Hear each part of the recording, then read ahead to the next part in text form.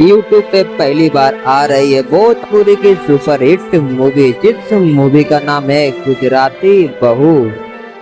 बहुत ही शानदार मूवी है। अगर आप भी चाहते हैं इस मूवी को देखना तो वीडियो पर लास्ट तक बने रहिएगा। हम आपको बताएंगे मूवी कब और कहां देखने को मिलने वाला है।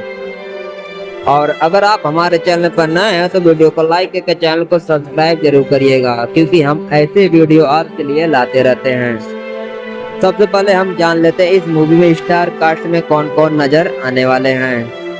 तो दोस्तों आप लोग को बता दो, इस मूवी में स्टार कास्ट में नजर आने वाले हैं काजल राघवानी, प्रशांत सिंह, रंभा सैनी, रिंकू भारती, संगीता राय, पुष्पेंद्र राय, रितु चौहान, प्रेम दुबे, अनीता ओझा, ज्योति सिंह, रागनी यादव, कमलेश सिंह और भी ऐसे अन्य कलाकार आप लोग को इस मूवी में नजर आने वाले हैं। और आप लोग को बता दो, इस फिल्म के निर्देशक है मंजूर ठाकुर और इस फिल्म को लिखा है अरविंद तिवारी ने।